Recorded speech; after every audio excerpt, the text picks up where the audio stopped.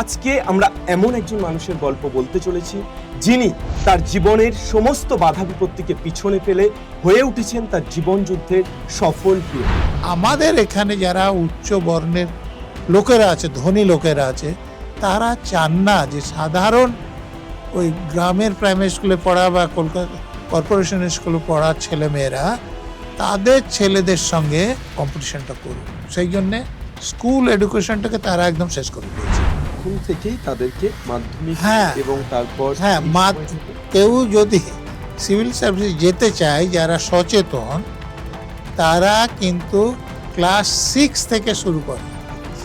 30% মানুষ আমি যে কমিউনিটি বা আপনি যে কমিউনিটি সেই কমিউনিটি থেকে আসে, অর্থাৎ মুসলিম শ্রেণী থেকে। বেশিরভাগ ছেলে মেয়ে তারা বেপথে চলে যাচ্ছে। তারা আমার ধর্মে কোথায় বলা আছে যে বিদ্যাসাগর সেতুর মতো যখন সেতু হবে যে আমাদের মুসলমানরা শুধু সেখানে সিমেন্টের বোঝা বইবে, ইঞ্জিনিয়ার হয়ে নকশা করবে না? আরে এখন মাস্টারমশাইরা অনেক বেশি বেতন পান, ভালো বাড়িতে থাকে, অনেকে গাড়িতে আসে, কিন্তু ছেলেমেয়েরা তাদেরকে সম্মান করে না কেন সেটা চিন্তা করে। ব্যাপারটা এখন এমন অবস্থায় হয়েছে যে গুন্ডা বদমাশরা ভোট রিগিং করে জেতায়। যে যদি হায়ার সেকেন্ডারি চাকরি চাও তাহলে 25 লাখ, আর যদি তুমি সেকেন্ডারি চাকরি চাও তাহলে 20 লাখ, আর যদি প্রাইমারি চাকরি চাও তাহলে 15 লাখ। ফিনিক্স পাখির গল্প তো আমরা অনেকেই শুনেছি, কিন্তু বাস্তব জীবনে নিজেকে পুড়িয়ে ফিনিক্স করে তোলার গল্প বলতে চলেছি আজকে আমরা এমন একজন মানুষের গল্প বলতে চলেছি যিনি তার জীবনের সমস্ত বাধা বিপত্তিকে পিছনে ফেলে হয়ে উঠেছেন তার জীবন যুদ্ধের সফল হিরো। আজকে আমরা বলতে চলেছি ডক্টর নজরুল ইসলাম, একজন আইপিএস অফিসার। তার জীবনের গল্প আমরা শুনবো, তার শৈশব থেকে শুরু করে তার যে কর্মজীবন, জীবনের ওঠাপড়া এবং একজন ছাত্রছাত্রী কিভাবে তার জীবনের লক্ষ্যটি স্থির করতে পারে, আজকের শিক্ষা ব্যবস্থা এবং স্বাস্থ্য ব্যবস্থায় কোথায় সমস্যা, এই সম্পূর্ণ বিষয় নিয়ে একটা গুরুত্বপূর্ণ ডিসকাশন করতে চলেছি। আপনারা প্রত্যেকে খুব মনোযোগ সহকারে পুরোটা দেখুন এবং তারপর আপনারা নিজেরাই বুঝতে পারবেন যে এই আলোচনাটা কতটা গুরুত্বপূর্ণ। স্যার, আপনাকে স্বাগত এসওই বাংলাতে। সর্বপ্রথম আপনার কাছে যে প্রশ্নটা করব বা যেটা জানতে চাইবো বলা যায়, সেটা হলো যে আপনার শৈশব থেকে যে ওঠা এবং একেবারেই ছোট্ট একটা জায়গা মুর্শিদাবাদের দমকলের বসন্তপুর, সেই জায়গা থেকে একজন সফল আইপিএস অফিসার, এবং সফল বললে ভুল হবে, লড়াকু আইপিএস অফিসার, এই যে যাত্রা, এটা সম্পর্কে একটু যদি বলেন। দেখুন, আমার জন্ম হয়েছিল আমার নানার বাড়িতে। আচ্ছা। সেটা মুর্শিদাবাদের যে জলঙ্গি বলে জায়গাটা, সেটা জয়কৃষ্ণপুর, তার অনেকটাই এখন পদ্মার গভীরে চলে গিয়েছে। তো সেই বাড়িটার এখনো খানিকটা আছে পদ্মার উপরে। আচ্ছা। তো আমার মা যেটা বলতেন যে যেহেতু আমি প্রথম সন্তান ছিলাম, তার মা বাবারা তাকে সেখানে নিয়ে গিয়েছিলেন। অর্থাৎ আমি বাবার বাড়িতে জন্মাইনি, মার বাবার বাড়িতে জন্মেছি, কিন্তু তারপর থেকে মানুষ হয়েছি বাবার যেটা গ্রাম ছিল বসন্তপুর, আপনি বললেন। আচ্ছা। তো বসন্তপুর এমন একটা গ্রাম ছিল যে আমরা যখন পড়াশোনা করেছি তখনও সেখানে কোনো প্রাইমারি স্কুল ছিল না। আচ্ছা। আমাদের গ্রামে মাধ্যমিক পাস করাও কোনো লোক ছিল না। আচ্ছা। যেমন আমরা যখন পড়াশোনা করছি তখন আমাদের গ্রামে একটি মেয়ের বিয়ে হয়, তখন সেখানে খুব সুখ্যাতি ছড়িয়েছিল যে প্রচণ্ড শিক্ষিত একটা মেয়ে আমাদের গ্রামে এসেছে। পরে আমি জেনেছি তিনি ছিলেন 4 পাস। আচ্ছা। আচ্ছা। তো এইরকম একটা গ্রামে তো আমার পড়াশোনাটা হয়তো হতো না।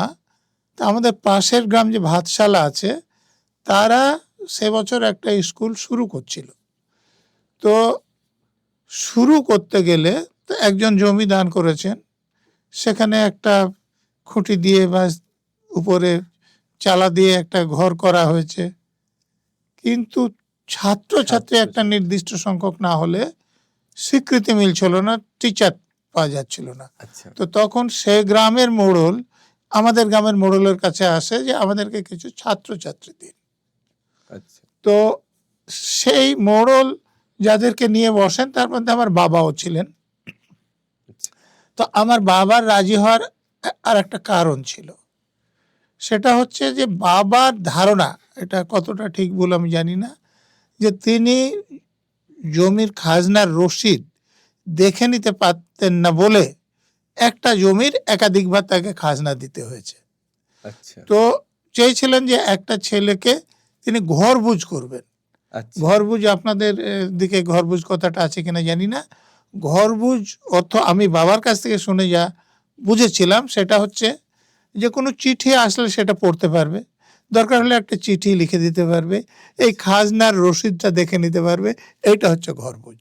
আচ্ছা আচ্ছা তো সেই জন্য বাবা যেহেতু ঘরবুঝ করতে চাইছিলেন, তো আর পাশের স্কুল প্রাইমারি স্কুলে তারা ছেলে মেয়ে চাইছে, অতএব বাবা আমাকে সেখানে পাঠাতে রাজি হয়ে যান। এটা কত সাল নাগাদ, মানে আপনার জন্মের?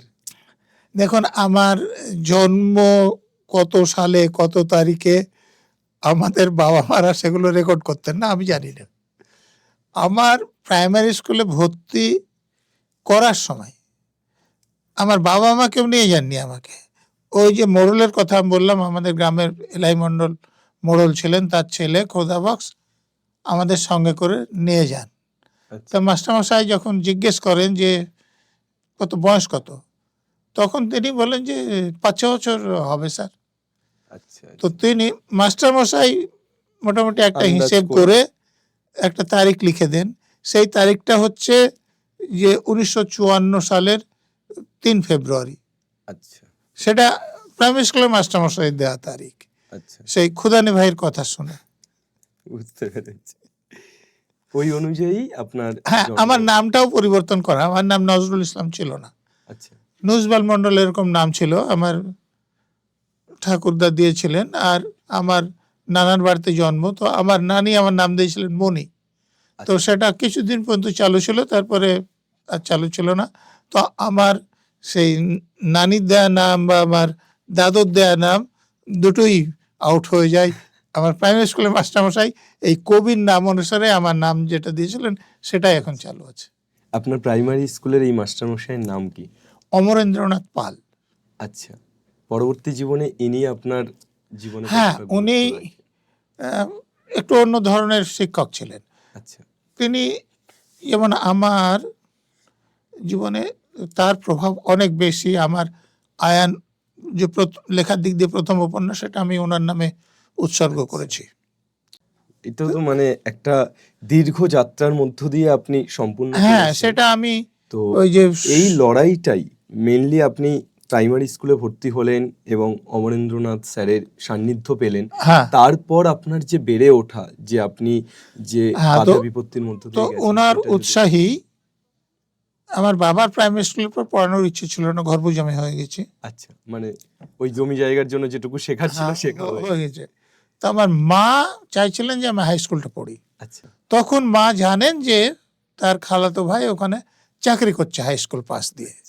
তো তখন মার ধারণা ছিল যে হাই স্কুলটা পাস করলে আমি একটা চাকরি পাবো। আচ্ছা আচ্ছা তো মার মত ছিল আমাকে হাই স্কুলে পড়ানোতে। তো স্বাভাবিকভাবে আমি গিয়ে হাই স্কুলে ভর্তি হই এবং হাই স্কুলে পড়াশোনা করি। একদিনের কথা আমার মনে আছে, আমার উপন্যাসে এটা আমি লিখেওছি, যে একটা পিরিয়ডে আমাদের অঙ্কের রেজাল্ট আউট হয়েছে। তো রেজাল্ট আউট হয়েছে, পরের ক্লাস যিনি ছিলেন সে মাস্টারমশাই যখন ঢুকছেন তখন ওই নাম্বারগুলো দেখি মাস্টারমশাই আগের ক্লাসে মাস্টারমশাই বেরোচ্ছে। তো পরের ক্লাসে মাস্টারমশাই একটু জানতে ইচ্ছে করলো যে কে কীরকম নম্বর পেয়েছে, তো জিজ্ঞেস করলেন। তো আমাকেও যখন করলেন, আমি বললাম যে 100। তো তখন মাস্টারমশাই আমার দিকে তাকালেন, আমাকে তখন তো চিনতেন না। তো আমার তখন একটা হাফ প্যান্ট পরা ছিল আর একটা হাফ শার্ট, সেটা ঘাড়ে কাছে ইস্ত্রি করা ছিল না, পায়ে জুতো কিছু ছিল না। মাস্টারমশাই একবার পুরোপুরি দেখে নিয়ে ওনার সন্দেহ হলো যে আমি 100 পেয়েছি। তো বলছে যে শূন্য দুটো একের আগে আছে বাম দিকে না ডান দিকে আছে। তো আমার তো খুব রাগ হলো যে আমি 100 পেয়েছি আর উনি বিশ্বাস করছেন না। তো আমি বললাম যে আমি অমর মাস্টারের ছাত্র, আমি কোন দিকে শূন্য থাকলে 100 হয় আমি জানি। তা আমি সোজাসুজি বোর্ডে গিয়ে লিখে দেখালাম যে 100 0 এরকম আছে। তো ওই যে আমাকে তো বোর্ডে ওটা দেখাতে বলেননি, আর এই যে আমি দেখিয়েছি ওটাতে উনি খুব মনক্ষুণ্ণ হন, তখন চুপ করে যান। কিন্তু উনি হেডমিস্টার গিয়ে কমপ্লেন করেন যে আমি ওনাকে অপমান করেছি। আচ্ছা আমাকে হেডমাস্টারের রুমে ডাকা হয়। আচ্ছা তো সেখানে আমার অন্যান্য মাস্টারমশাইরাও ছিলেন। তা আমাকে জিজ্ঞেস করেন, তা আমি বলেন যে না, আমি মাস্টারমশাইকে অপমান করিনি। তো তখন আমার যিনি অঙ্কের মাস্টারমশাই, যিনি খাতা দেখাচ্ছিলেন, যে তুই 100 পেয়েছিস বলে মাস্টারকে অসম্মান করতে হবে, বলে আমি স্যার অসম্মান করিনি। তো তখন ওনারা জিজ্ঞেস করতে লাগলেন যে তুই বোর্ডে গিয়ে এরকম করে লিখে দেখিয়েছিস? তো বলে স্যার উনি যাতে বুঝতে পারেন যে আমি সত্যিই শূন্যতা একটু ডান দিকে আছে, তার জন্য আমি লিখে দেখিয়েছি, আচ্ছা পরিষ্কার করার জন্য। তো অন্য মাস্টারমশাই যে ছিলেন, আমার সেখানে যে কথাবার্তা হলো তাতে অনেক দুঃখ পাওয়ার মতো ঘটনাও ছিল। যেমন একজন মাস্টারমশাই বললেন যে ও তো কোন পরিবারের ছেলে জানেন, আমরা যেরকমভাবে বিনয়ের সঙ্গে কথা বলা পরিবারের শিখি, ও তো শেখেনি, সেই জন্য এটা ওর দোষ বলে ধরা ঠিক হবে না। ও ডান দিকে আছে না বাঁ দিকে জিজ্ঞেস করেছে, ও ডান দিকে লিখে দেখিয়ে দিয়েছে।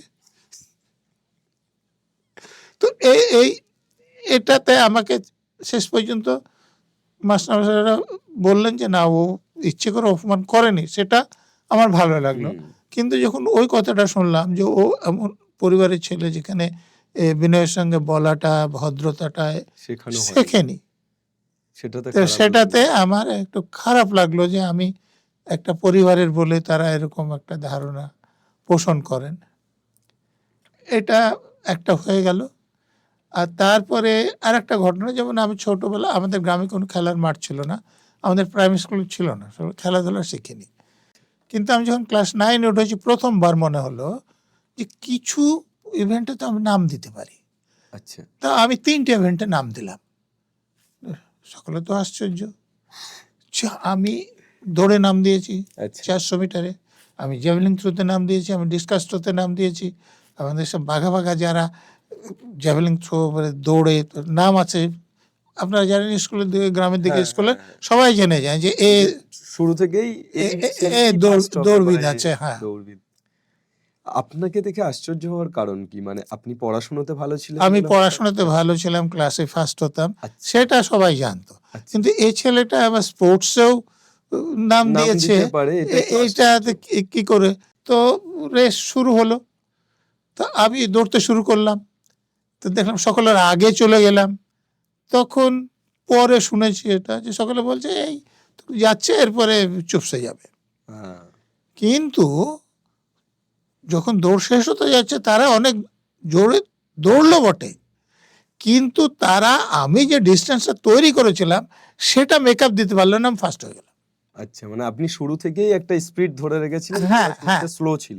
হ্যাঁ, তখন পরে এটা নিয়ে আলোচনা বিভিন্ন জায়গায় হলো, মাস্টারমশাইরা হলো, যারা খুব ভালো দৌড়তো তারাও হলো। তা আমি ওদেরকে বোঝাতে পারলাম যে দেখো, তোমাদের যেটা ভুল হয়েছিল, তোমরা মনে করছিলে তোমরা স্পিডটা ধরে রাখবে, এ পর্যন্ত ঠিক আছে, কিন্তু তার মানে তোমরা কত পিছুতে পারো সেইটা ঠিক ছিল না। আচ্ছা আমি এগিয়ে গিয়েছিলাম, কিন্তু তারপরে আমার স্পিডটা এতটা আমি ক্লান্ত হয়ে যাইনি যে আর দৌড়তেই পারবো না, ফলে আমি শেষের দিকেও দৌড়েছি, তোমরা অনেক ভালো দৌড়েছো কিন্তু আমাকে ধরতে পারোনি। বুঝতে পেরেছি। তো আলোচনা হলো। তো এরপরে জ্যাভলিং থ্রোর ব্যাপারটা আমি তো অঙ্ক টঙ্ক ভালো জানতাম, কত ডিগ্রিতে চললো, কত দিচ্ছে, এটা আমি জানতাম, কিন্তু আমার শরীর অত শক্ত ছিল না, আর যারা আছে পালন লোক আছে। কিন্তু আমি এই জ্যাভলিন যে 45 ডিগ্রি করে ছোড়ার ফলে একবার এত দূরে চলে গেল যে জ্যাভলিন থ্রোতেও আমি ফার্স্ট হয়ে গেলাম। আচ্ছা মানে প্রথমবার কোর্সে জয়েন করছি, পরপর দুটোতে ফার্স্ট হলাম।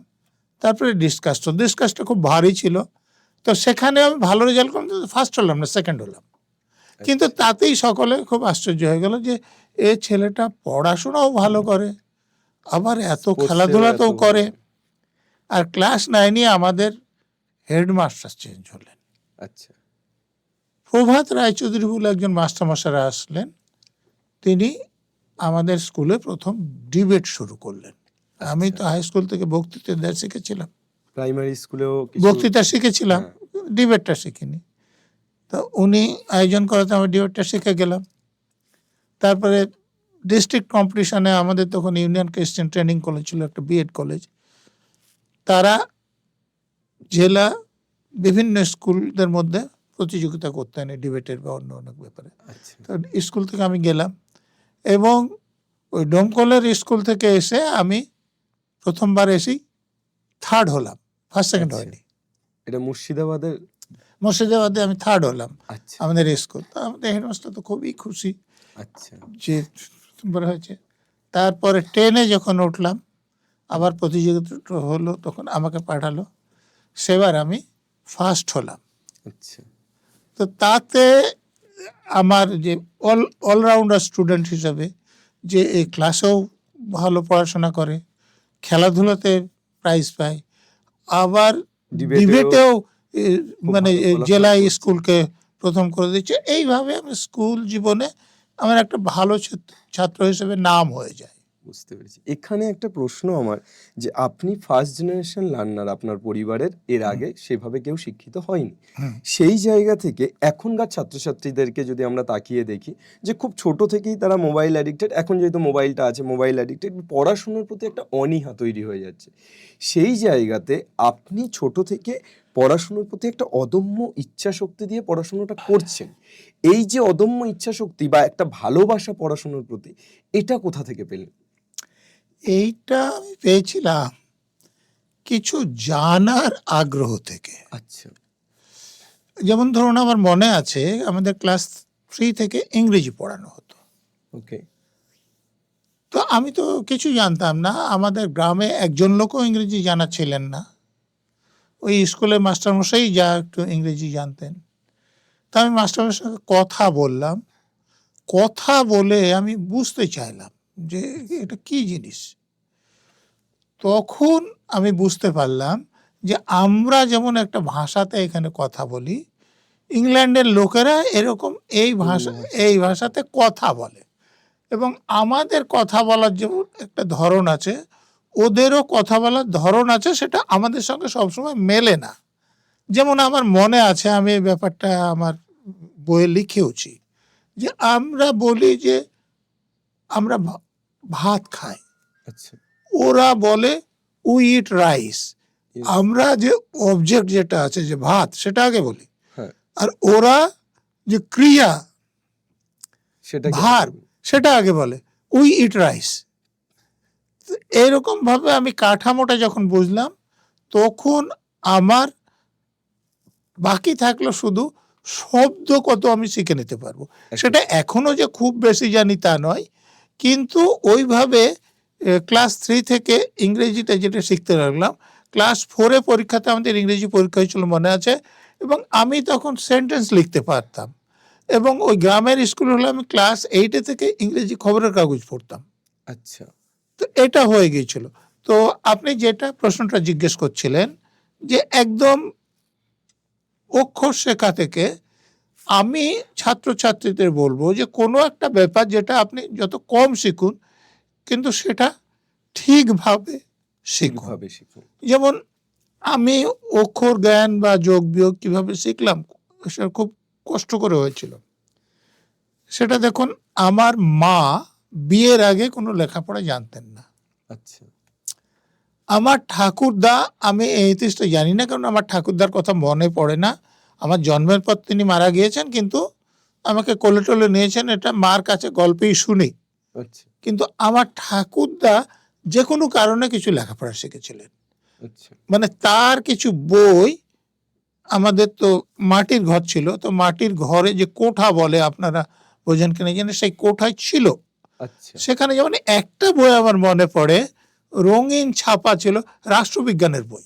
আরে বাস, সেই সময় হ্যাঁ মানে তো তিনি যথারীতি চর্চাতে ছিলেন আর কি। হ্যাঁ, তার মানে তিনি কিভাবে লেখাপড়া শিখেছিলেন, কোথায় গিয়ে, আমি কিচ্ছু জানি না, আমার মা বাবাও জানতেন না।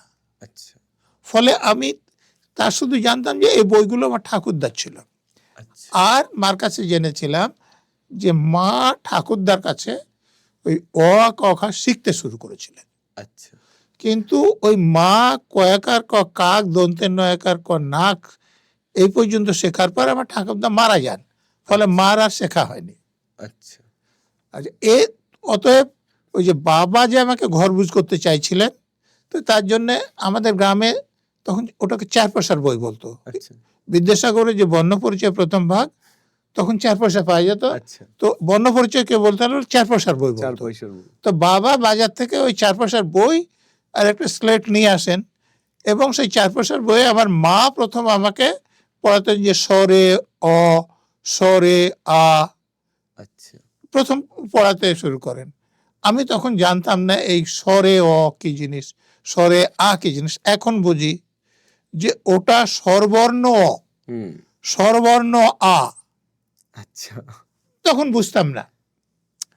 তো এইটা আমি শিখলাম, তো মাও তো জানে না। তো মা তখন ওই যে বললাম যে আমাদের গ্রামে খুব শিক্ষিত মেয়ে, মানে ক্লাস 4 4 পাস। পাস করা একটা মেয়ে আছে, তো তার কাছে আমার মা নিয়ে গেলেন। যে আমার মা বললাম প্রচন্ড উচ্চাকাঙ্ক্ষী এবং বাস্তববাদী ছিলেন। হুম তো তার কাছে নিয়ে গেলেন। সম্পর্কে আমার মামি হচ্ছেন, গ্রাম সম্পর্কে গ্রামে জানেন যে একে অপরের সব সম্পর্ক থাকে, কেউ চাচা, হ্যাঁ হ্যাঁ কেউ দাদু, কেউ মামা, কেউ মামি। তো সে মামির কাছে আমাকে নিয়ে গিয়ে বললেন যে ভাবি আমার ছেলেটাকে যদি একটু দেখিয়ে দেন। তো তিনি দেখাতে শুরু করলেন। তার কাছে আমি বর্ণপরিচয় প্রথম ভাগটা পড়লাম, দ্বিতীয় ভাগও পড়লাম। তার কাছে আমি নামতা শিখলাম ধারাপাতের, যোগ শিখলাম, বিয়োগ শিখলাম। তারপরে তিনি বললেন যে বাবা গুণ ভাগ তো আমি ভুলে গেছি, হুম তাহলে গুণ ভাগ কী করে শেখা যায়? তো বললেন যে আমাদের গ্রামে আরেকজন লোক ছিলেন, মফিজ বিশ্বাস নাম, তো তার খুবই বয়স হয়েছে, আচ্ছা আমার এখন যা বয়স তার থেকেও বেশি বয়স। তো বললেন যে মফিজ বিশ্বাস গুণ ভাগ জানে বলে আমি জানি। আচ্ছা তো আমার মা একদিন তার কাছেও নিয়ে গেলেন। আচ্ছা তো নিয়ে গিয়ে বললেন যে একটু গুণ ভাগ যদি শিখিয়ে দেন, তো তিনি রাজি হলেন। তো আমি গুণটা তার কাছে শিখলাম। ভাগ শিখছিলাম একদিন, আমাদের ওই গ্রামের ইয়ার মোহাম্মদ বলে একজন লোক আসলেন। তো গ্রামে ওনার বৈঠকখানায় আমি শিখতাম। তো এসে তিনি বললেন যে বিশ্বাস, কাঁটার মুখ ছুঁচলে করো না, তোমার পায়েই ভোগবে। আচ্ছা আমি তখন এ কথার অর্থ বুঝতাম না, এখন বুঝি। তো বিশ্বাস বললেন যে তুই আমরা এখন তো কথা বলবো, তুই আজকে যা। আচ্ছা তো আমি আর না শিখি বাড়িতে চলে আসলাম। তো বাবা জিজ্ঞেস করলেন যে এত তাড়াতাড়ি চলে আসলে কেন? তা আমি ঘটনাটা বললাম। আমি অত বুঝতাম না তখন। আমার বাবার আমি স্বভাবে যেটা পেয়েছি, প্রচণ্ড আত্মসম্মান জ্ঞান সম্পন্ন লোক ছিলেন। আচ্ছা তো উনি শুনে বললেন যে আর তোকে যেতে হবে না। আমি ওখানে গেলাম না।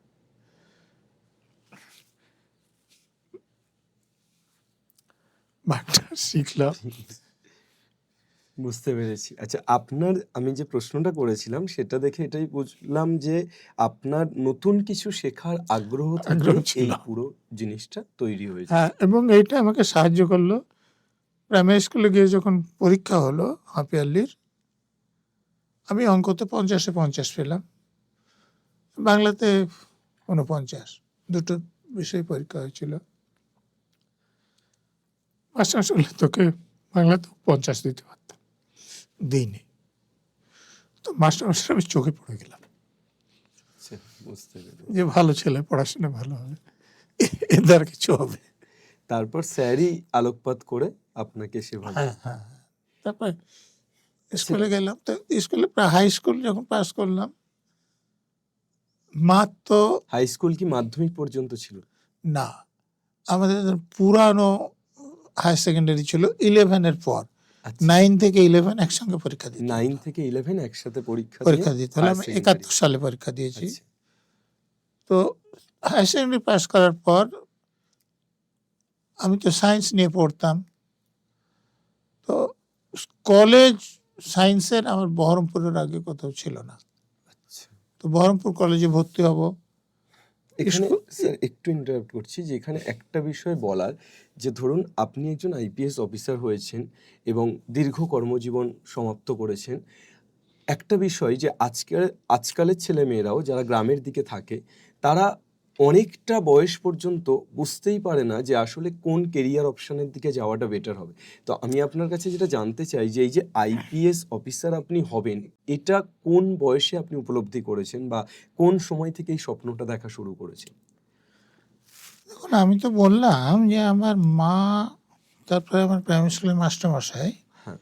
প্রাইমারি স্কুলে যখন পড়ি তখন একটা ঘটনা ঘটেছিল। ওখানে রাস্তার গাছ কেউ কেটেছিল। আচ্ছা, পুরো ব্যাপারটা আমি জানি না। তো আচ্ছা, একজন ভদ্রলোক গাড়ি নিয়ে এসেছিলেন। তো দেখছি তাকে সবাই খুব খাতির করছিলেন। আচ্ছা, তখন আমি জিজ্ঞেস করে মাস্টারমশাই জানলাম যে তিনি ডিস্ট্রিক্ট ম্যাজিস্ট্রেট। আচ্ছা, তো আমার তখন মনে হয় যে স্যার ওরকম চাকরিতে যেতে হলে কী করতে হয়? আচ্ছা, প্রাইমারি স্কুলে। আচ্ছা, প্রাইমারি স্কুলে পড়াকালীন। হ্যাঁ। তো মাস্টারমশাই জানতেন না সেটা। সেটা বললেন যে পড়াশোনা করে হতে হয়, এটুকু শুধু বলেছিলেন।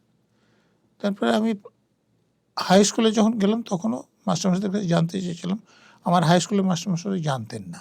তো আচ্ছা, তারা এমপ্লয়মেন্ট এক্সচেঞ্জে বলে একদিন আমাদের ওই কেরিয়ার উপর গাইডেন্সের কিছু একটা। একদিন মিটিং করেন। আচ্ছা, তো এখন আমি বুঝি কারণটা। তিনি এই ডব্লিউবিসিএসটাকে ওই পরীক্ষার দিয়ে যেতে হয় এরকম বলেছিলেন। আচ্ছা, তিনি নিজে ওই ডব্লিউবিসিএস নিজেও, পাস করে হ্যাঁ, এসেছিলেন। মানে ওয়েস্ট বেঙ্গল এমপ্লয়মেন্ট সার্ভিস লোক ছিলেন। এরপর কলেজে যখন পড়ি আচ্ছা, তখন স্বল্প সঞ্চয় বিভাগ একটা ডিবেট অর্গানাইজ করে জেলায়। আচ্ছা, তো সেখানে ডিস্ট্রিক্ট ম্যাজিস্ট্রেট সভাপতি ছিলেন। আমি ডিবেটে স্কুল থেকে করতাম, ফার্স্ট হই। আচ্ছা, তাতে করে ডিস্ট্রিক্ট ম্যাজিস্ট্রেটের সঙ্গে আমার আলাপ হয়ে যায়। উনি আমাকে যেহেতু প্রাইজ দিয়েছেন তখন দু একটা কথাবার্তা বলেছিলেন। সেই তো তখন আমি কলেজ থেকে একদিন ওনার অফিসে চলে যাই আচ্ছা, যে আপনার মতো পদে আসতে গেলে কি করতে হয়। আচ্ছা, তখন ওখানে ডিস্ট্রিক্ট ম্যাজিস্ট্রেট ছিলেন রথিন দে, মানে ফিজিক্সের লোক। আচ্ছা, আমার এখনো মনে আছে এটা। এনভি জগন্নাথন বলে একজন আইএস প্রফেশনাল, মানে জাস্ট পরীক্ষা পাস করে এসে ডিস্ট্রিক্ট ট্রেনিং নিচ্ছিলেন। তার সঙ্গে আমাকে আলাপ করে দিন যে ওকে বলে দিন গাইড তাহলে করার এটা। জন্য। হ্যাঁ। তো সেই প্রথম আমি জানি যে এখানে আসতে গেলে কি পরীক্ষা দিতে হয়। তার আগে আমি জানতাম না। মানে একেবারে কলেজে পড়াকালীন এটা আপনি মানে প্রথম পরীক্ষাটা জানি যে এইরকম কিছু আছে, এটা জানতাম প্রাইমারি স্কুল থেকে। আচ্ছা, কিন্তু কলেজে এসে ওই ডিবেটে ফার্স্টে ডিস্ট্রিক্ট ম্যাজিস্ট্রেটের সঙ্গে আলাপের পর পরীক্ষাটার পুরো সম্পূর্ণ ডাটা সিলেবাসটা জানলাম। একেবারে। তো এর পরে তো আমি যেটা অসুবিধা হয়েছিল, আমি যে স্কুলে পড়ি সেখানে এখন তো বুঝি যে পড়াশোনা এমনভাবে করানো হতো যাতে আমার সিভিল সার্ভিস পরীক্ষা দিতে খুব অসুবিধা হয়েছিল। আচ্ছা, আমি কারণটা বলছি। সিভিল সার্ভিস পরীক্ষায় আমাদের সময় থেকে এখন কিছু পরিবর্তন হয়েছে, কিন্তু তবু যেমন আমরা যখন পরীক্ষা দিয়েছি তখন কম্পালসারি এসে পেপার ছিল না। তারপরে জেনারেল স্টাডিজ পেপার দুটো ছিল, এখন জেনারেল স্টাডিজ পেপার 4টে হয়েছে। আচ্ছা, তখন একাধিক অপশনাল পেপার দুটো নিতে হতো, এখন একটা নিতে হয়। এখনকার নিয়মটা আমার পক্ষে হলে সুবিধা হতো, কিন্তু আমাকে তো পুরানো নিয়মে পরীক্ষা দিতে হয়েছে। আচ্ছা, আমি লিখতে পারি, এসে যাই আসুক আমি লিখলে ভালো নম্বর পেতাম। আমি সেই সুবিধাটা পাইনি। আচ্ছা, বা আমার যে সাবজেক্ট, আমি যেহেতু কলেজ জীবনে পড়াশোনা করতে পারিনি, অতএব আমাকে দুটো সাবজেক্ট নিতে হচ্ছে, সেটা আমার পক্ষে চাপ ছিল। কিন্তু যারা পড়াশোনা করতে পারে ভালোভাবে তাদের পক্ষে সেটা ভালো ছিল। তো এখনকার যে সিস্টেম যেটা হয়েছে সেটা আমার পক্ষে ভালো হয়েছে। কিন্তু আমি যখন পরীক্ষা দিয়েছি আমাকে তো তৎকালীন পরীক্ষা দিতে হয়েছে। কিন্তু তাতেও দেখুন জেনারেল স্টাডিজে যেটা কমন সেটা তখনও ইতিহাস থেকে প্রশ্ন হতো, ভূগোল থেকে প্রশ্ন হতো, বা আমাদের সময় স্ট্যাটিস্টিক্যাল অ্যানালিসিস ছিল। জেনারেল স্টাডিজ দুটোর পেপার ছিল, তার মধ্যে একটা পেপারে স্ট্যাটিস্টিক্যাল অ্যানালিসিস ছিল। তা আমার অসুবিধাটা কেন হলো আমি চিন্তা ভাবনা করেছিলাম। ভূগোলে যখন সিলেবাস দেখছি তখন দেখছি যে ভূগোলে আমি কিছু জানি না, অথচ ভূগোলে আমি বরাবর খুব ভালো নম্বর পেতাম, আচ্ছা, ফুল মার্কস পেতাম বা তার কাছাকাছি। তাই বললাম তাহলে এটা হলো কি করে? তখন তো চিন্তা করিনি এভাবে। তা আমি তখন দেখলাম যে ধরুন আমার 5-এ একটা ভূগোলের বই ছিল সিলভানুসের লেখা 250 পৃষ্ঠা। আমার কিন্তু পরিষ্কার মনে আছে 40 পৃষ্ঠা পড়ানো হয়েছিল আচ্ছা, ক্লাস 5-এ। আমি 40 পৃষ্ঠা খুব ভালোভাবে পড়েছি, পরীক্ষা 50-এ দিয়েছি। 50 পেয়েছি, কিন্তু বাকি পৃষ্ঠাগুলো আমি পড়িনি। এরকম করে আমাদের পুরানো নিয়মে আমি 5 থেকে 8 পর্যন্ত ভূগোল পড়েছি। আচ্ছা, পড়ার কথা ছিল আমার 1000 পৃষ্ঠা, আমি পড়েছি 160 পৃষ্ঠা, অর্থাৎ আমি মাত্র 16% পড়েছি, 84% পড়িনি। আমি যখন সিভিল সার্ভিস পরীক্ষা দিচ্ছি তখন আবার বই কিনে সেটা আমাকে পড়ে নিতে হচ্ছে। নতুন করে পড়তে হচ্ছে। তারপরে স্ট্যাটিস্টিক্যাল অ্যানালাইসিস, আপনারা জানেন মিন, মিডিয়া, মোড, একেবারে স্ট্যান্ডার্ড ডেভিয়েশন, আপনি তো অঙ্কের হ্যাঁ, লোক, হ্যাঁ। আপনি বুঝতে পারবেন। এগুলো এখন ক্লাস 10 এর সিলেবাসেই আছে, মিন, মিডিয়ান, মোড। তখন আমরা যে সায়েন্স নিয়ে পড়তাম এটা কোর ম্যাথামেটিক্স ছিল। আচ্ছা, আর আমাদের স্কুলে মাস্টারমশাইরা খুবই বুদ্ধিমান লোক, আমাদেরকে বুঝিয়েছিলেন যে কোর ম্যাথামেটিক্স পরীক্ষা বাইরে বোর্ডের পরীক্ষা দিতে হয় না, 10 পর্যন্ত শেষ, অতএব এটা পড়াশোনার দরকারই নাই। আচ্ছা, তো তারা একটা দুটো প্রশ্নমালা পড়াতেন, তার থেকে অঙ্ক দিতেন, আমরা 100-র কাছাকাছি নম্বর পেয়ে যেতাম, জানতাম খুব ভালো শিখছি। আচ্ছা, দুটো উপপাদ্য একটা সম্পাদ্য করাতেন, ওইটাই পরীক্ষা আসতো, আমরা খুব ভালো ছাত্র হয়ে গিয়েছিলাম। বুঝতে পেরেছি। কিন্তু যখন আমি সিভিল সার্ভিস সিলেবাস দেখছি, আমি মেন কি জিনিস জানি না, মোড কি জিনিস জানি না, আমি মিডিয়ান জানি না, আমি স্ট্যান্ডার্ড ডেভিয়েশন জানি না, এটা তো আমার মাথায় হাত। মানে আমাকে তখন বই কিনে নতুন করে পড়তে হচ্ছে। বুঝতে পেরেছি। এই জন্যে সাধারণ স্কুল থেকে ছেলেমেয়েরা, যেমন আমার স্কুল 100 বছর হয়ে গেল, কিন্তু সেই স্কুল থেকে আর কাউকে আমি আমাদের মতো এই চাকরিতে দেখতে পেলেন। আসতে দেখছি না। সেটার কারণ হচ্ছে এইটা। বুঝতে পেরেছি। তো আমি সেটা যখন পড়েছি তখন কিন্তু বুঝিনি। তো ছেলেদের আমি বলবো, আপনার মতো মাস্টারমশাইদেরও বলবো, যে ছেলেকে যখন পড়াচ্ছেন তখন এই যে কমপ্লিট জিনিসটা পাঠ্যক্রমটা পুরোটা পড়িয়ে দেয়া, আর আরেকটা কথা বলবো, পড়ানোতে মানে কনসেপ্ট যাকে বলে, ধারণাটা যাতে একদম স্বচ্ছ হয়। একদম, ধারণাটা যত গভীর হবে, হ্যাঁ, কোশ্চেন করার ক্ষেত্রে তত বেশি সহজ হবে। আমি গভীর কথাটা বলছি না, আমি বলছি একদম স্বচ্ছ ধারণা, একদম, সেটা যেন হয়, তাহলে তারা করতে পারবে। আপনি ক্যারিয়ার অপশন বলছেন, দেখুন আমাদের গ্রামাঞ্চলের ছেলে মেয়েদের সাধারণত দেখে যে ডাক্তার হব, কারণ কি দেখে যে আশেপাশে যারা আছে ডাক্তারবাবুর রোগী দেখেন, চাকরি না পেলেও চলে এবং তার রোজগার যা হয় তাতে ভালোভাবে থাকতে পারে। কিন্তু তাদের এই ধারণাটা নাই যে ধরুন তারা যদি আইআইটি পাস করে, তারপর আইআইএম ট্রেনিং নেয়, তারপরে যখন চাকরি পাবে, তারা বছরে 2 কোটি, 2.5 কোটি, 3 কোটি টাকা বেতনের চাকরি পান, অর্থাৎ একেবারে। মাসে 20 লাখ 25 লাখ। কোন ডাক্তার এত টাকা রোজগার করে 2-1 ছাড়া? সেটাই। তো এটা অনেকে জানেই না। আবার ধরুন যে আমাদের মতো চাকরিতে আসা যায়, সেটা অনেকে খবরই রাখে না। যেমন আমি তো জানতামই না, আমি জানার চেষ্টা করছি তাও জানতে পারিনি। এখন যেটা সুবিধা হয়েছে, কেউ যদি জানতে চায় তো তাহলে Digital ধরুন media আপনার কাছে যদি ইন্টারনেট থাকে এবং একেবারে। ইন্টারনেট নাই, এরকম খুব কম ছেলে মেয়ে আছে, এখন সে internet ক্লিক available। করলে ইউপিএসসিতে গেল বা ইন্ডিয়ান সিভিল সার্ভিসে গেল, সবটা জেনে গেল। হ্যাঁ, central civil services examination command দিলে সেটা জানতে পারবে। এখন জানার সুযোগটা হয়েছে, তেমনি এখন ওই গেম খেলে বা অন্য যেগুলো দ্বারা কোনো লাভ হবে না সেগুলো দেখে সময় নষ্ট করার সুযোগ হয়েছে। একেবারে। তো এইটা যারা মাস্টারমশাই আছেন, তারা যদি কোনো ছেলের মনে একবার জানার আগ্রহটা, কিছু হবার আগ্রহটা জুড়ে দিতে পারেন, আর কিচ্ছু করতে হবে না। আমার অমর মাস্টারমশাই আমার মনে একটা আগ্রহ সৃষ্টি করেছিলেন, তারপর তিনি আর কিছু করেননি। পরে যেগুলো হয়েছে আমি করেছি, কিন্তু অবদান ওনার।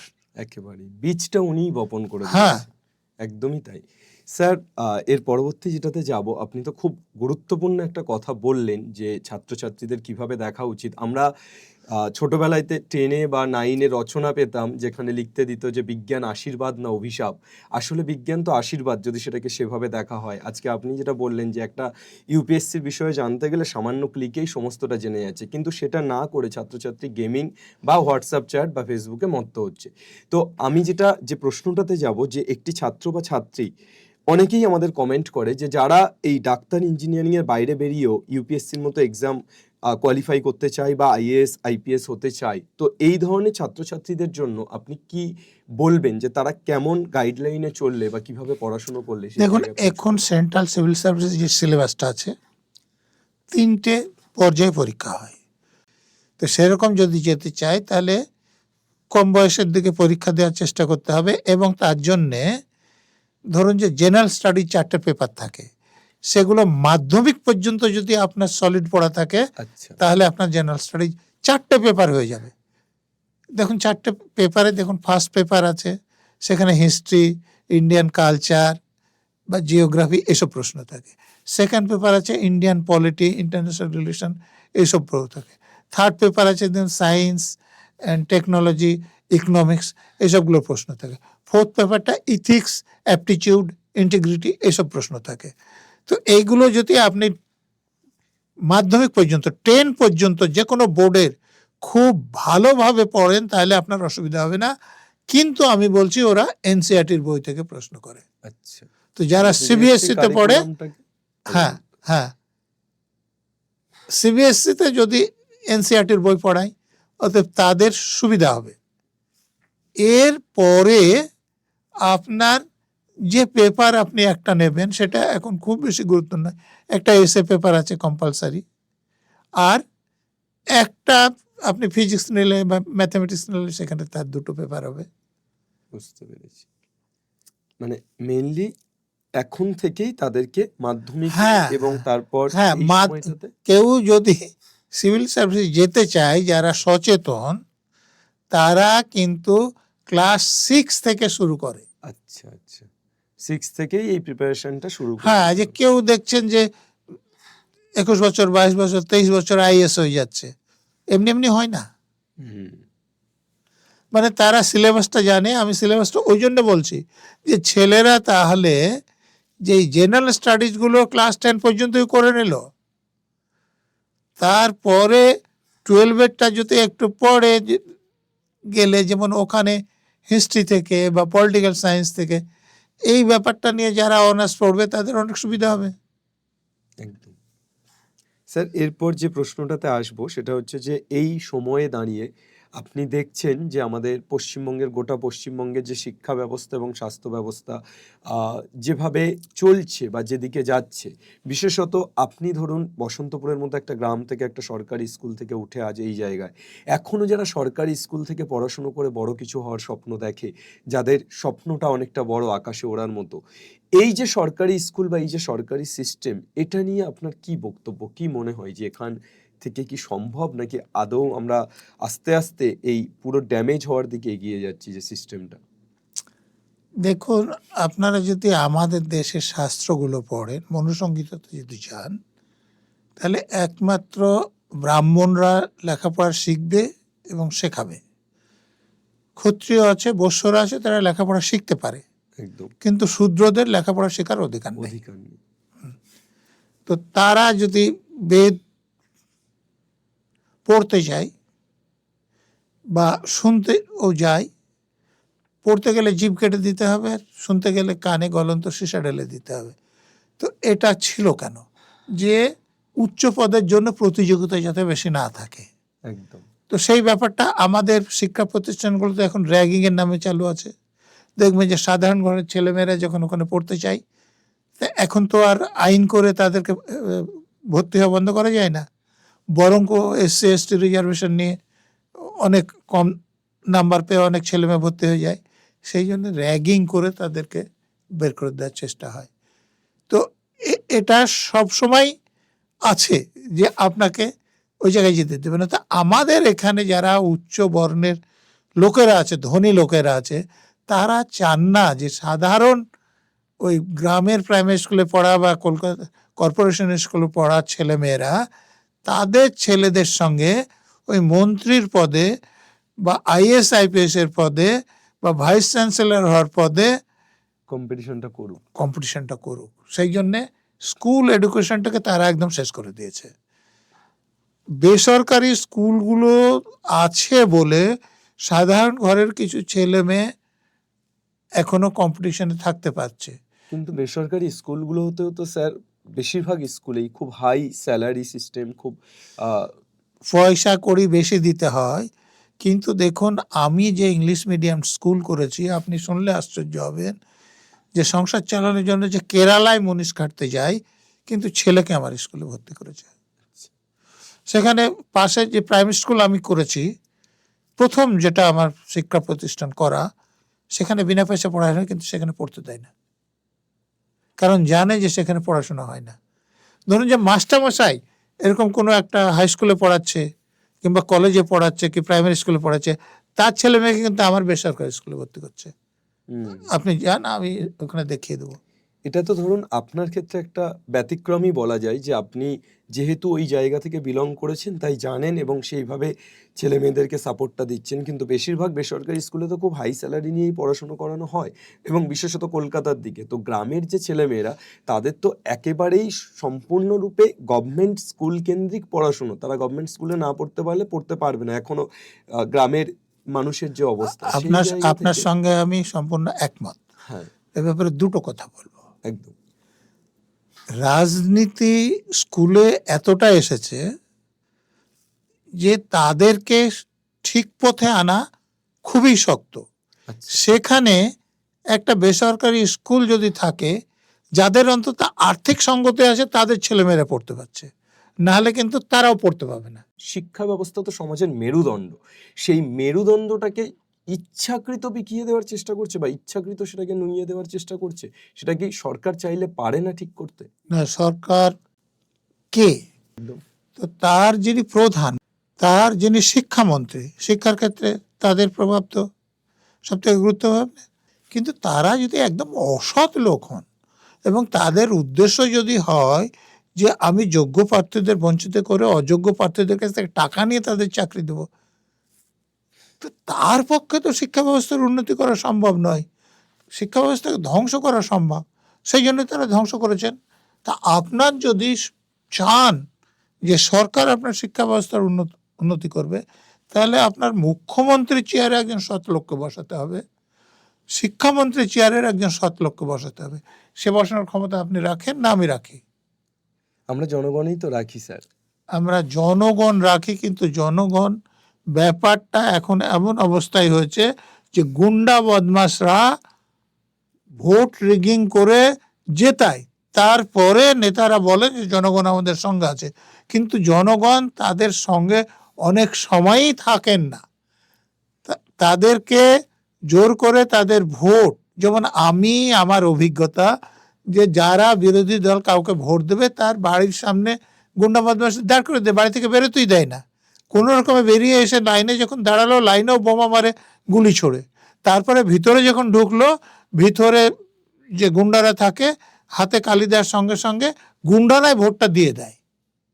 তো তার ফলে ভোটার কাকে ভোট দিতে চাই সে তো ভোটে জেতে না, গুন্ডারা যাকে ভোটে জেতাতে চাইছে সে ভোটে জেতে। তো তাহলে এই গুন্ডারা আপনার ছেলে মেয়েদের ভবিষ্যতের জন্য শিক্ষা ব্যবস্থা ভালো করবে না আপনার পার্থ চ্যাটার্জি করবে, না মমতা ব্যানার্জি করবে, না ব্রাত্য বসু করবে? এরা তো অসৎ লোক। আপনি কোনো সৎ লোককে যদি মুখ্যমন্ত্রী করতে পারেন, সৎ লোককে যদি শিক্ষামন্ত্রী করতে পারেন, তাহলে খানিকটা সুবিধা হবে। কিন্তু স্যার আমার 30 বছরের যে বয়স, সেই অভিজ্ঞতাতে আমি দেখেছি, আপনি তো আরো দীর্ঘ অভিজ্ঞতাতে দেখছেন, যে যে সরকারই আসুক সরকার পাল্টায়। ওই আমাদের সত্যজিৎ রায়ের একটি সিনেমা আছে, সেখানে বলা আছে যে গদি বদলায় কিন্তু আসলে শাসকের যে চরিত্র সেটা একই থাকে। তো আমি আমার জীবনে না, দেখেছি। আমি একদম সম্পূর্ণ এক থাকে আমি বলবো না। আচ্ছা, ধরুন আমি তো কংগ্রেস আমলে কম বয়সে ছিলাম, বামফ্রন্ট দেখেছি, তাদের দুর্নীতি ছিল না বলবো না, অসততা ছিল না বলবো না, কিন্তু তারা এরকম পাইকারি হারে এই আমি যারা যোগ্য আছে তাদেরকে বাদ দিয়ে দেবো, তো অযোগ্য লোকদের কাছে টাকা নিয়ে তাদেরকে স্কুলের শিক্ষক করে দেবো, এই জিনিস দেখিনি। তারা ধরুন যে আপনি এক জায়গায় চাকরির জন্য যাচ্ছেন, তাদের পার্টির একজন চাকরির জন্য যাচ্ছেন, পার্টির যে লোক আছে তাকে তারা ফেভার করতে, এরকম ঘটনা আমি জানি। আচ্ছা, কিন্তু আপনার কাছে নিয়ে নিল 25 লাখ, আপনি কিছুই জানেন না, আপনাকে করে দিল ইংরেজি শিক্ষক, আপনি এবিসিডি টেন্স কিছুই জানেন না, এরকম আমি দেখিনি। তো তাহলে ফারাক আছে মানে আপনি বলছেন আগে চুরি হতো, এখন দিনে ডাকাতি হচ্ছে, যেটা বিষয়টা। না। আগে যেটা পক্ষপাতিত্বর কিছু ছিল, পার্টির লোকদের ফেভার করতো, আমি অস্বীকার করব না, কিন্তু এরকম তো আমি শুনিনি যে একদম ফেরিওয়ালার মতো চাকরি বিক্রি গ্রামে গ্রামে যে যদি যদি হায়ার সেকেন্ডারি চাকরি চাও তাহলে 25 লাখ, আর যদি তুমি সেকেন্ডারি চাকরি চাও তাহলে 20 লাখ, আর যদি প্রাইমারি চাকরি চাও তাহলে 15 লাখ টাকা দিলেই তার চাকরি হবে। সে কিছু জানে কিনা দেখা যায়, এই জিনিস আমি দেখিনি। স্যার, আপনি একটা দীর্ঘ জীবন কর্মসূত্রে আবদ্ধ ছিলেন, সেখানে আপনি একজন আদর্শ আইপিএস অফিসার হিসেবে সারা ভারতবর্ষে আপনার খ্যাতি অর্জন করেছেন। তো আপনার কি মনে হয় যে শুধুমাত্র পলিটিশিয়ান বা রাজনৈতিক নেতা ছাড়া বাকি যে আমলাতন্ত্রের যে বাকি লোকেরা আছে যারা এই দেশটাকে সার্ভ করছে, তাদের ক্ষেত্রে আদর্শটা কি খুব গুরুত্বপূর্ণ ভূমিকা পালন করে? আদর্শ, সততা, ধরুন আমরা ছেলে মেয়েদের এখন খুব আদর্শবাদী করে মানুষ করি না, যে আমার বাবা মা করে বা আমার স্কুলের অমরবাবুরা বা হাই স্কুলে বা কলেজে এই আদর্শবাদী শিক্ষকদের সঙ্গে আমার আলাপ হয়ে গিয়েছিল বলে আমি আদর্শবাদী হয়ে গেছি, যে কোথাও আপোষ করিনি। কিন্তু তার ফলে আমাকে অনেক মূল্য দিতে হয়েছে, কিন্তু আমি মনে করি এটা দরকার আছে। একদম। এখন আমরা ধরুন আমার ছেলে মেয়েকে আমি প্রাইভেট টিউটর দিতে পেরেছি, আপনি পারেননি। স্কুলের কাছে গেলে আপনি এটা চোখে পড়বে যে আমার ছেলেকে আমি বলছি যে তোমাকে প্রাইভেট টিউটর দিয়েছি, এটা যে শিখিয়েছি, তুমি পাশের একটা বন্ধুকে যদি সে এটা দেখিয়ে দেয় যে এটা এইভাবে অঙ্কটা করা যায়, তো সে বাবা মা অসন্তুষ্ট হচ্ছে, যে তাহলে তো ও তোমার সমান নম্বর পেয়ে যাবে। মানে উদারতাটা নেই। এটাও তো নেই। আর এই যে যেন তার উপর স্বার্থপর করে তোলা, ফলে দেখুন আজকে ছেলে মেয়ে ভালো চাকরি পেয়েছে, এরকমভাবে করলে স্বার্থপর হলে তো স্বার্থপর প্রতিষ্ঠিত বেশি হয়, তো ভালো চাকরি পেয়েছে, কিন্তু ধরুন সে এরকমই একটা স্বার্থপর মেয়েকে বিয়ে করেছে, মা বাবার একটু বয়স হয়েছে, মা বাবাকে তারা বাড়িতে রাখছে না, বৃদ্ধাশ্রমে দিয়েছে। একেবারেই। দায়টা কে? মা বাবাই দায়ী। ছেলেকে তৈরি করেছে তুমি এইভাবে। মানে আমার মা বাবা যে আমাকে মানুষ করলো, আমি একজন মেয়েকে বিয়ে করেছি, তারপর আমার মা বাবা মনে হচ্ছে বোঝা, আমাদের জীবনে বাধা, আমরা এই মানসিকতায় চলে যাচ্ছি। আমাদের আগে যে একটা মানসিকতা ছিল যে পরিবারের সব সদস্যদের প্রতি আমার একটা দায়বদ্ধতা আছে, আমার প্রতিবেশীর প্রতি আমার দায়বদ্ধতা আছে, আমার দেশের প্রতি একটা দায়বদ্ধতা আছে, এই মূল্যবোধটা কিন্তু দরকার আছে। একেবারে। স্যার, এই আদর্শটা হয়তো ছিল বলেই আজ আপনি এইখানে। তো এই আদর্শকে মানুষ বিকিয়ে দিচ্ছে, বা আদর্শ বাবা মায়েরা বা অভিভাবক অভিভাবিকারা বা স্কুলের শিক্ষকেরা সেই আদর্শতে ছাত্রছাত্রীদের তৈরি করতে পারছে না বলেই আজকে হয়তো সমাজের এই দৈন্য দশা আমাদেরকে দেখতে হচ্ছে। তো কোন কোন মাস্টার মশাইরা, হ্যাঁ, আমরা যখন পড়েছি কম বেতন পেতেন, একদম। কিন্তু মাস্টার মশাইদের আমরা কতটা সম্মান করতাম। আরে এখন মাস্টার মশাইরা অনেক বেশি বেতন পান, ভালো বাড়িতে থাকেন, অনেকে গাড়িতে আসেন, কিন্তু ছেলেমেয়েরা তাদেরকে সম্মান করে না কেন, সেটা চিন্তা করুন। একদম। তার মানে মাস্টার মশাইরা চাকরি করছে, তারা কিন্তু ছেলে মেয়েদের সেরকম কোনো আদর্শ উদ্বুদ্ধ করতে পারছেন না, তাদের সামনে কোনো মহৎ আদর্শ রাখতে পারছেন না। খাড়া করতে পারছে কোনো না। মাস্টারমশাই রাখলে তাকে তারা সম্মান করে। একদম। মানে এটা একেবারে সমষ্টিগত আমাদের ব্যর্থতা, যে আমরা অভিভাবক থেকে শুরু করে শিক্ষক হ্যাঁ, শিক্ষিকা আমি থেকে বলছি, শুরু আমি যখন করে। আইপিএসও হয়েছি, ধরুন আমি তো ট্রেনে বাসে যাতায়াত করি, তা আমি ধরুন একটা বাসে যাচ্ছি, আমি দেখলাম যে আমার একজন মাস্টারমশাই আছে, আমি আইপিএস অফিসার কিন্তু আমার মাস্টারমশাইকে বসাচ্ছি। একদম। তো সেই বোধটা আমাদের ছেলে মেয়েদের মধ্যে থাকা দরকার, যে একজন বাবা বয়স হয়েছে, সে আমাকে মানুষ করেছে, তার প্রতি আমার কর্তব্য আছে, এটা আমাদের ছেলে মেয়েদের মধ্যে থাকা লুপ্ত দরকার। হয়ে যাচ্ছে। আচ্ছা স্যার, নেক্সট যে জায়গাটাতে যাই একটু একেবারে অন্য দিকে, সেটা হচ্ছে যে আমরা যে রাজ্যে বাস করছি সেই রাজ্যের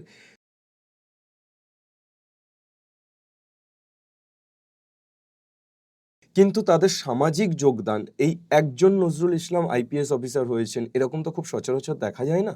তো সামাজিক যোগদানটা খুবই কম, তার পরিবর্তে তার তুলনায় এই মুসলিম সম্প্রদায়ের বেশিরভাগ ছেলে মেয়ে তারা বেপথে চলে যাচ্ছে, তারা খুব স্বল্প বয়সে পড়াশোনা থেকে ডিটাচ হয়ে যাচ্ছে এবং সমাজের যে খুন খারাপি এই সমস্ত কিছুর সাথে যুক্ত হয়ে যাচ্ছে।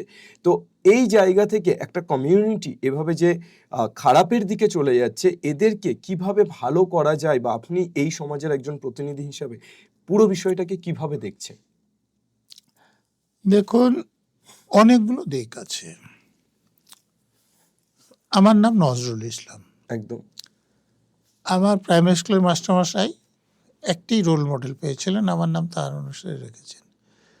আপনি যদি নজরুল ইসলাম নাম সার্চ করেন তো তাহলে আপনি হাজার হাজার পাবেন, লাখে পাবেন। একদম।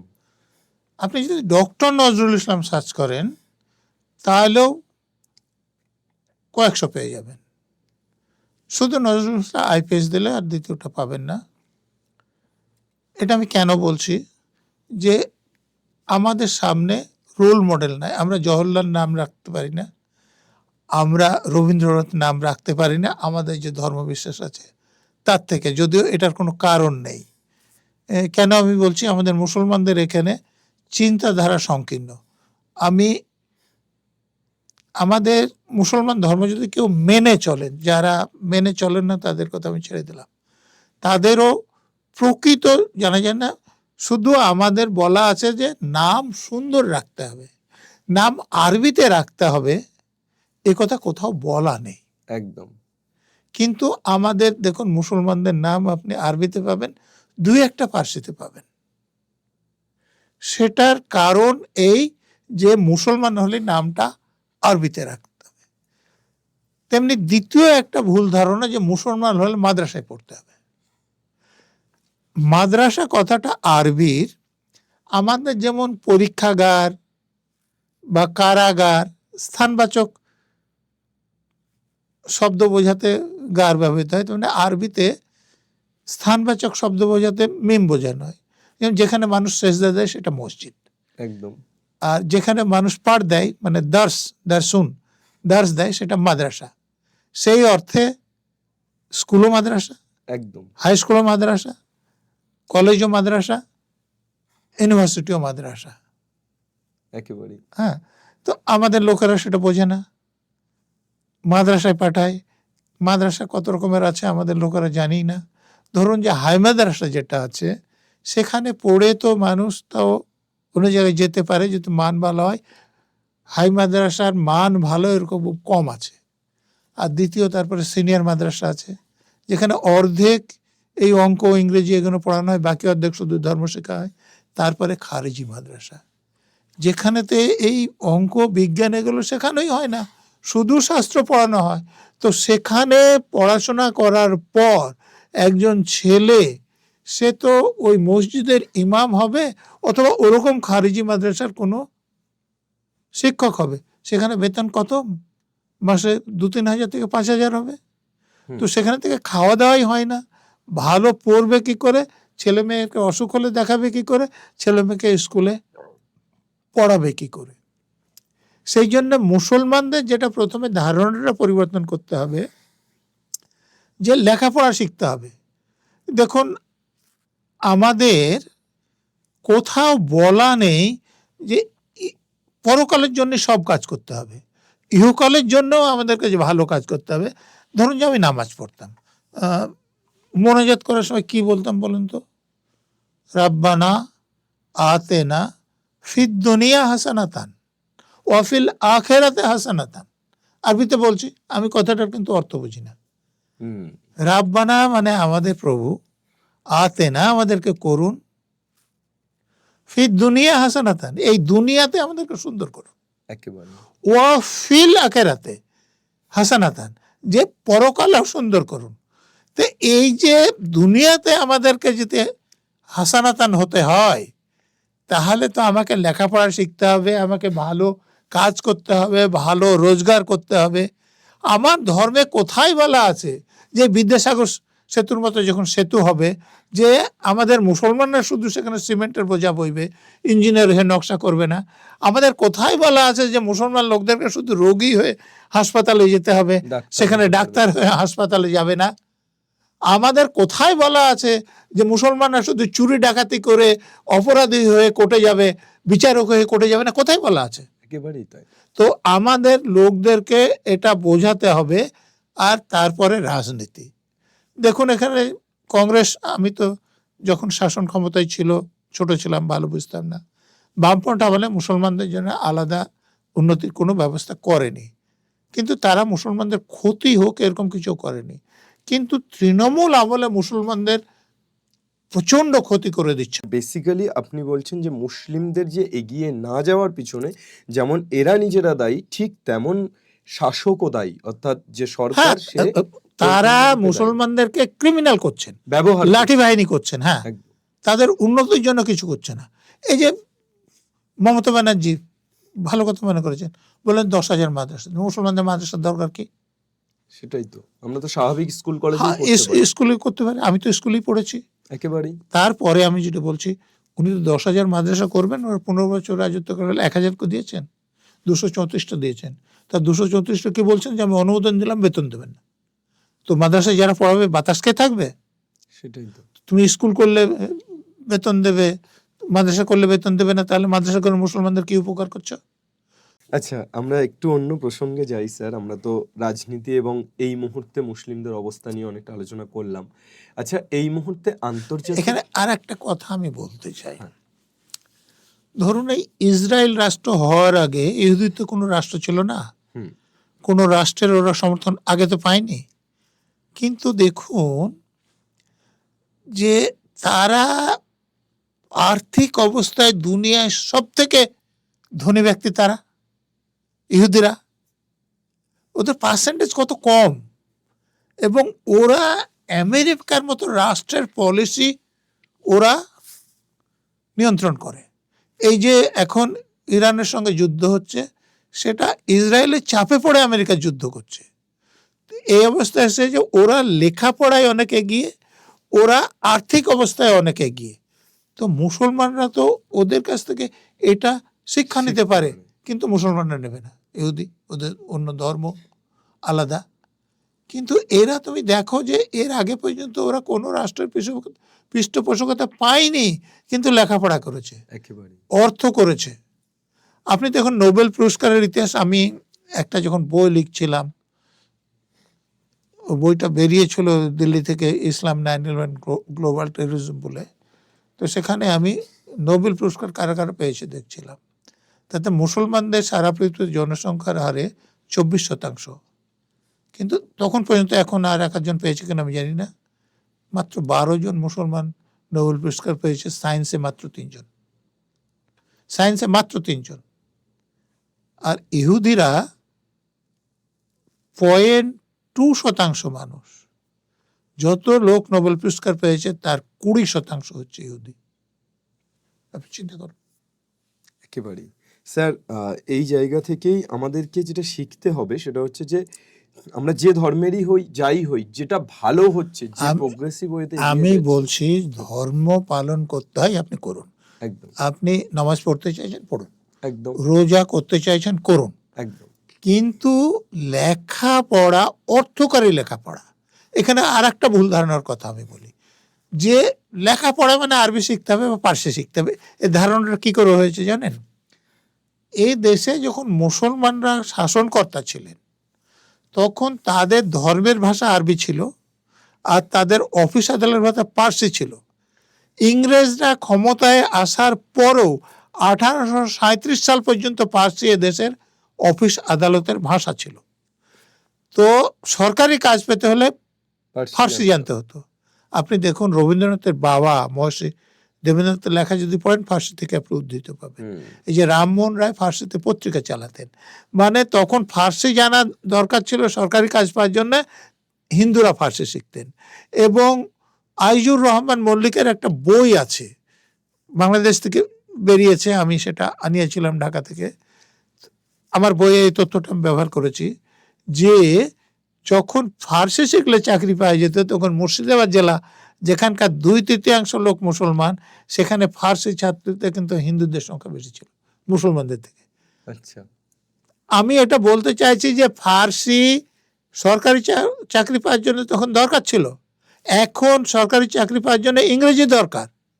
তো মুসলমান যদি ইংরেজি না পড়ে এখন যদি আরবি পড়ে, তাহলে তাকে সরকারি চাকরি কে দেবে? সেই পদের তো সে উপযুক্ত হবে না। একেবারে। তো মুসলমানদের এইটা বুঝতে হবে যে ইংরেজি ভাষাটা খ্রিস্টানদের না, বা আরবি ভাষাটাও মুসলমানদের না। আমি আপনাকে একটা উদাহরণ দিয়ে বলছি। এই যে সাদ্দাম হোসেনের ডেপুটি ছিলেন, ওর নাম কি? আজিজ ছিলেন তো, কিন্তু তিনি মুসলমান ছিলেন না, তিনি খ্রিস্টান ছিলেন। আচ্ছা, অর্থাৎ আরবি শব্দ দেখলে প্রচুর নাম আছে আরব দেশে। চোর ডাকাতও তো আরবিতে কথা বলে। একেবারে। ওখানে যারা অন্য ধর্মের লোক আছে, ইহুদি ধর্মের লোক আছে, কি এরকম খ্রিস্টান ধর্মের লোক আছে, তারাও তো আরবিতে কথা বলে। অর্থাৎ আরবি মুসলমানদেরও ভাষা না, তেমনি ইংরেজি খ্রিস্টানদের ভাষা না, বা সংস্কৃত হিন্দুদের ভাষা না।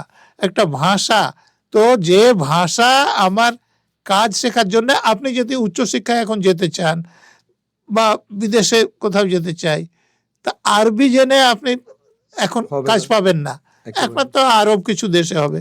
তাহলে আপনাকে ইংরেজি জানতে হবে। তো এই জন্য ইংরেজিটা শিখতে হবে, একদম। অঙ্ক আপনাকে শিখতে হবে। তো এই ব্যাপারগুলো মুসলমানদের মধ্যে সচেতনতা খুব কম আছে যে আমাকে কোন লেখাপড়াটা শিখতে হবে। আপনি খারিজি মাদ্রাসায় ছেলেকে যদি পাঠান এবং পড়ান, তাহলে আপনার ওই 2,500-3,000 টাকা বেতনের চাকরি পাবে। আপনি কেন তাকে আইআইটি পড়িয়ে, আইআইএম পড়িয়ে ওই বছরে 2 কোটি 3 কোটি টাকা বেতনের চাকরির উপযুক্ত 2-1জনকে করবেন না?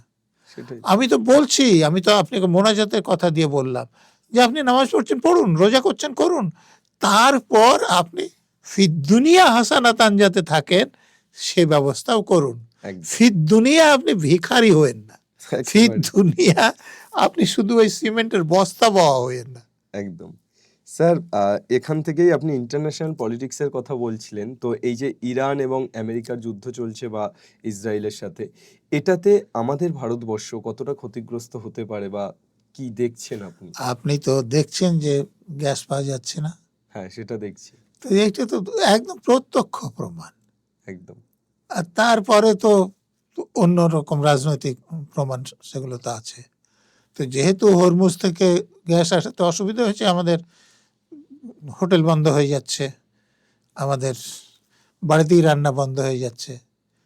তো এখন গ্লোবালাইজেশনের যুগে যে কোনো জায়গায় পৃথিবীর কিছু হলে তার প্রভাব পড়বে। একদম। স্যার, এরপর একেবারে শেষের দিকে আমরা চলে এসেছি। আমি একেবারে শেষ প্রশ্নই বলতে পারেন যে আপনার যে কর্মজীবনের অভিজ্ঞতা, সেখানে আপনি দীর্ঘ সময় আদর্শ পুলিশ অফিসার হিসেবে নিজেকে দেখেছেন। তো একজন ছাত্র বা ছাত্রী যে পড়াশুনো করছে এখন এবং আগামীতে সে একজন চিকিৎসক হোক বা ইঞ্জিনিয়ার হোক বা আইপিএস আইএএস অফিসার হোক, তার একেবারেই আদর্শের জায়গা থেকে কেমন হওয়া উচিত এবং কিভাবে সে তার মানসিক দৃঢ়তা, মানসিক প্রস্তুতি এগুলোকে নিয়ে যেতে পারে? এখন আমি ব্যক্তিগতভাবে মনে করি যে সততাটা সব আগে দরকার, একদম। আর ধর্ম বর্ণ নির্বিশেষে অন্য লোকদের প্রতি সহানুভূতি থাকা দরকার। যেমন ধরুন, আমি বলছি আমার যেরকম অনুভূতি হয়, যে আমি গঙ্গাসাগরে ডিউটি করেছি, তো আমি ডিসি হেডকোয়ার্টার ছিলাম 2 বছর। তো ধরুন যে মহিলাটাকে আমি দেখছি যে খুব সাধারণ কাপড়ে এখানে সে গঙ্গাসাগরের ক্যাম্পে আসছেন, তার সঙ্গে আমার মার আমি কোনো ফারাক দেখছি না। একদম। অতএব এরকম যদি আপনি ভাবতে পারেন, তাহলে সে অন্য ধর্মের বলে তার আপনি কোনো ক্ষতি করতে পারবেন না, একদম। এবং তার সাহায্যে আপনি সব রকম কাজ করতে পারবেন। একদম। তো এইটা, আপনি আমাকে আইপিএস জীবনের চাকরির কথা বললেন। দেখুন, আমি কিন্তু নিজে থেকে আমার যে পরিচিতি হয়েছে, খ্যাতি হয়েছে, হয়নি, এটা অন্যদের জন্য হয়েছে। কি করে বলছি? দেখুন, আপনার এখানকার লোকেরা যে আমাকে এত কথা বলে, দেখছেন যে আপনার এখানে এসে কথা বলতে গিয়ে ফোন বন্ধ করতে হচ্ছে, যে সাংবাদিকদের বিভিন্ন লোক কথা বলতেছে, এটা কি জন্যে? একটা মাত্র পরিচয়ের জন্যে, যে একজন সৎ অফিসার, একদম নিরপেক্ষ অফিসার। সৎ তো সব লোকের হওয়ার দরকার, একেবারে আমার শুধু একাত্ম সৎ হওয়ার কথা নয়। তো অন্য অফিসাররা যদি সৎ হতো তাহলে আমার কিন্তু খ্যাতি হতো না। একদম অন্য অফিসাররা অধিকাংশই অসৎ, সেই জন্য আমার খ্যাতি হয়ে গেছে। অতএব আমাকে এই বিখ্যাত করার জন্য অন্য অফিসাররা বেশি দায়ী, আমি যতটা করেছি তার থেকে। বুঝতে পেরেছি। হ্যাঁ, তো আমি বলবো যে আমাদের ছেলেমেয়েরা আজকে যারা মানুষ হতে চাইছেন, তারা সত্যিকার মানুষ হন, সৎ থাকুন। তাতে কখনো কখনো অসুবিধা কিছু হতে পারে, কিন্তু আপনি যদি সৎ থাকেন, নিরপেক্ষ থাকেন, তাহলে আপনার মনে একটা বড় শক্তি থাকবে, আপনার শান্তি থাকবেন। অসৎ লোকেরা অনেক সুখে থাকেন, মানে অনেক আর্থিক স্বাচ্ছন্দ্য ভোগ করেন, কিন্তু তারা কোনোদিন সুখী হতে পারবেন না। আমি যেটা বলছি, তারা আর্থিক স্বাচ্ছন্দ্য ভোগ করবেন, আয়েসের জীবনযাপন করবেন, কিন্তু কিন্তু রাতের তাদের ঘুম ভালো হবে না। না, মানসিক শান্তি ভালো হওয়ার কথা নয়। মানে আমার জীবনে আমি যেটুকু দেখেছি। একেবারেই স্যার। আর স্যার আপনি যে জায়গা থেকে লড়াই করে আজকে এই জায়গাতে এসছেন, যে আর্থিক প্রতিবন্ধকতা দেখেছেন, সবকিছুর পরও আপনি নিজের প্রবল ইচ্ছা শক্তি দিয়ে আজ এই জায়গায়। তো এখন যারা বিশেষত প্রান্তিক বা মফস্বল এলাকাতে থাকে, তাদের তো এরকম প্রচুর সমস্যা হয় যে এগিয়ে যাওয়ার পথে আর্থিক প্রতিবন্ধকতা তাদের বাধা হয়ে দাঁড়ায় এবং তারা হেরে যায়, তারা লেগে থাকতে পারে না। তো তাদেরকে আপনি কি বলতে চান? আমি এটা বলবো যে এখন এই ইন্টারনেট হওয়ার ফলে আমার সময় যতটা শক্ত ছিল, এখনো অনেক প্রতিবন্ধকতা থাকলে এখন কিন্তু তুলনায় জানার এবং কিছু করার সুযোগ বৃদ্ধি পেয়েছে। অতএব যে প্রতিবন্ধকতাটা আছে সেটা আপনি কাটিয়ে উঠুন, আত্মসমর্পণ করে দিন না। একদম। যদি আপনি চেষ্টা করেন তাহলে হবে। দিন শেষে লেগে থাকতে জানতে হবে। হ্যাঁ, একদম স্যার। আর স্যার আপনার অনেকগুলো বইয়ের কথা আপনি বলছিলেন মাঝে মাঝে। তো ছাত্রছাত্রীদের জন্য আপনার কোন বই আপনি রিকমেন্ড করবেন, যে কোন বই ওরা কিনে পড়তে পারে? দেখুন, আমার তো আমি যে সাহিত্যে যে পুরস্কার পেয়েছি সেগুলো সব প্রবন্ধের বইয়ের জন্য, আচ্ছা কিন্তু আমার উপন্যাস অনেক আছে, আমার গল্পের সংকলন আছে, কবিতার সংকলনও 12-13টা আছে। এখন তারা আমার যে কিছু শেখা বা জানার জন্যে, আমি ওই গল্প উপন্যাস বলতে পারবো না, কারো ভালো লাগলে সে পড়বে, সেখানেও কিছু জানার আছে। কিন্তু প্রবন্ধের বইগুলো, যেমন আমি ইসলাম 9/11 এবং গ্লোবাল টেররিজম যে বইটা বেরিয়েছে, ওটা আমি why are more Muslim becoming terrorist বলে আবার ছাপা হচ্ছে। আচ্ছা তো সেখানে আমি বলবো যে দেখুন, এই যে ধর্মের ব্যাপারটা, যে মুসলমান ধর্ম কোথা থেকে আসলো, তার আগে যে খ্রিস্টান ধর্ম, যে ইহুদি ধর্ম কিভাবে বিবর্তন হলো, এটা খুব সংক্ষেপে সেখানে আলোচনা করেছি। এবং সেখানে আমি দেখিয়েছি যে মুসলমানরা কেন বেশি টেররিস্ট হচ্ছে। সেগুলো আমি কিন্তু ধর্মীয় কারণ খুব কম দেখেছি, আমি অর্থনৈতিক কারণ, ঐতিহাসিক কারণ এগুলো নিয়ে আলোচনা করছি, তাহলে তাদের ধারণাটা খুব পরিষ্কার হবে।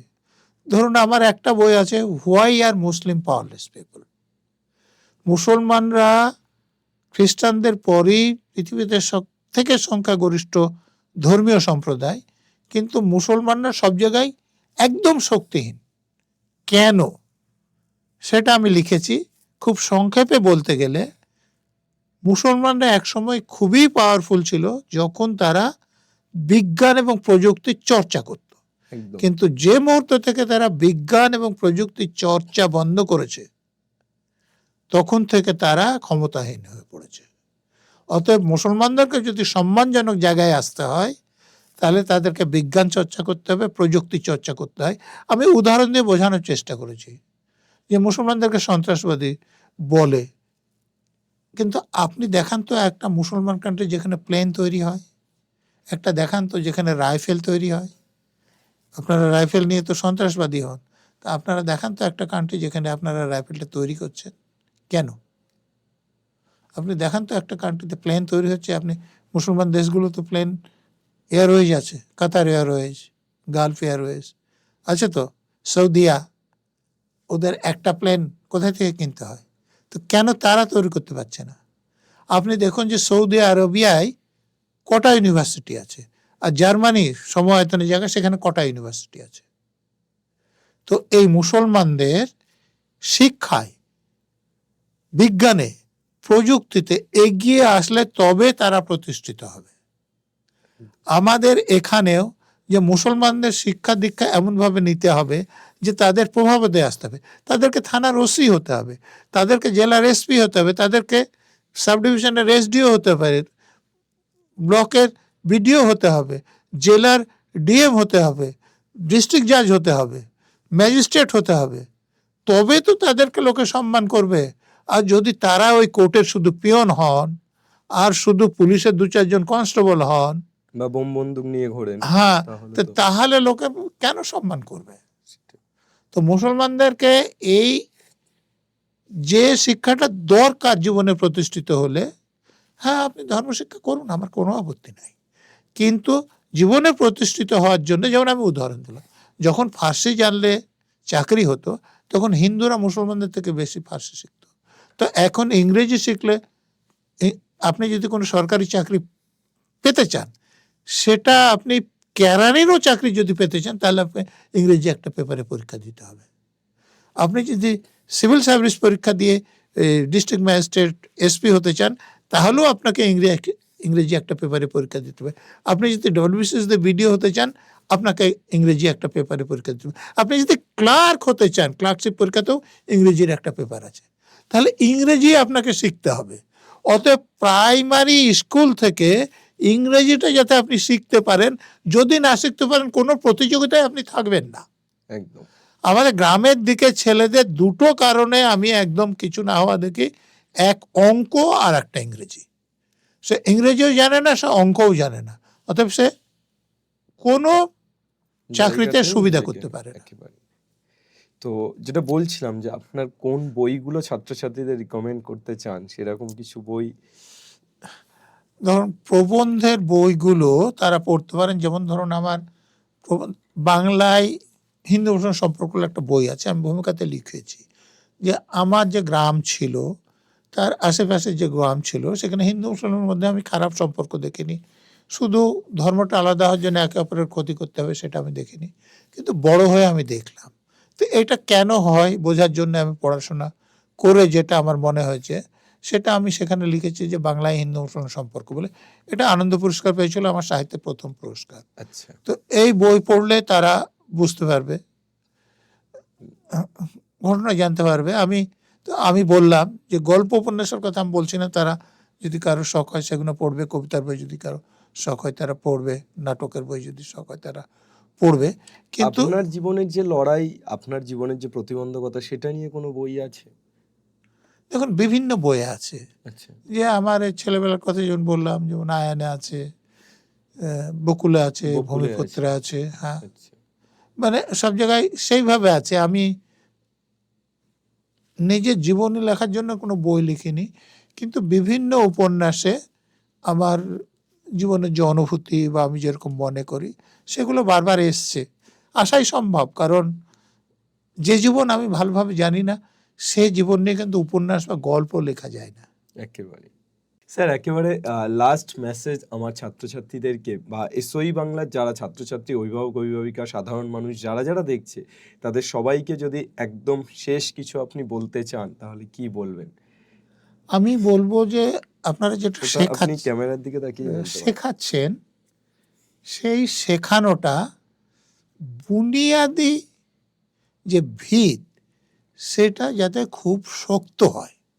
যেমন আমি বলবো আমার স্কুলে খুব কম পড়ানো হয়েছিল, যেগুলো পড়ানো জানার দরকার ছিল আমি জানি না, কিন্তু একটা জিনিস আমি স্বীকার করব যে প্রাইমারি স্কুল হাই স্কুল থেকে শিখেছিলাম যে আমি বাংলা লিখতে পারতাম, ইংরেজি লিখতে পারতাম, যোগ বিয়োগ গুণ ভাগে অঙ্কগুলো ভালো করে জানতাম। ফলে পরবর্তীকালে আমি যেসব বিভিন্ন প্রতিযোগিতামূলক পরীক্ষা দিয়েছি, সেখানে কিন্তু আমি সফল হয়েছি। তো এই যে এইটা এখন যারা শিখবে তারা আর একটু ভালোভাবে শিখবে, এবং বুনিয়াদি ভিতটা যদি ঠিক থাকে তাহলে তারা কিন্তু দাঁড়িয়ে যাবে। একদম। থ্যাংক ইউ স্যার, অনেক অনেক ধন্যবাদ আপনাকে এই প্ল্যাটফর্মে আসার জন্য, সময় দেওয়ার জন্য। আশা করছি তোমরা সম্পূর্ণ এই কথাগুলো শুনে বা কথোপকথন শুনে তোমরা অনেক বেশি ইন্সপায়ার হতে পারলে, সমসাময়িক পরিস্থিতি সম্পর্কে অনেকটা জ্ঞাত হতে পারলে, এবং তোমাদের জীবনে স্যারের যে অভিজ্ঞতা বা স্যারের যে লড়াই সেটাকে তোমরা কাজে লাগাতে পারবে এই আশা রাখি। আগামীতেও তোমাদের সামনে আমি এমন মানুষদেরকে আনার চেষ্টা করব যাতে করে বাংলার প্রত্যেকটি ছাত্রছাত্রী শুধুমাত্র পাঠ্যপুস্তকের শিক্ষাটুকু নয়, তার বাইরে বেরিয়ে একটা মানবিক শিক্ষা, একটা ভালোবাসার শিক্ষা তারা পায়, সেই চেষ্টা আমি করব। তো স্যারকে অনেক অনেক ধন্যবাদ। জয় হিন্দ।